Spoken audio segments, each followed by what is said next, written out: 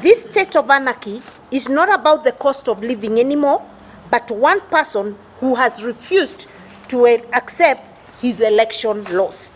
Although the Constitution allows every Kenyan to peacefully picket while unarmed, what we have witnessed in the country cannot in any way be described as peaceful protests and picketing. What happened in parts of the country on Wednesday was pure economic sabotage by known political mercenaries with ulterior motives aimed at reversing the upward economic trajectory that has been driven by the Kenya Kwanza administration. It is sad that as a country, we have allowed Mr. Odinga to run amok by funding violence anytime he's defeated in an election. So hata ukifanya maandamano kiasi gani, usijifiche nyuma ya kuandamana ati bei ya unga imepanda. Bei ya maisha na gharama maisha imepanda dunia nzima. These are global problem.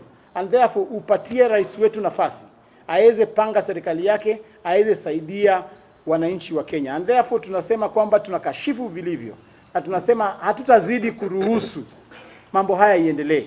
Kenyans know you, Kenyans know your sponsor, and you must be dealt with decisively. And that is why we have called on our government to deal with Mr. Odinga, his sponsor, and all the other economic saboteurs with the full force of the law, and nobody should be spared.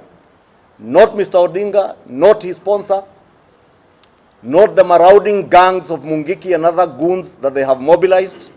Nobody should be spared. I don't understand Raila Amolo Odinga for his call to have maandamanos and destruction of property at the same time claiming and telling the government to reduce on the cost of living. That is double standard, and it should be called out. The young people of this country, all that we want is to be engaged in productive sectors.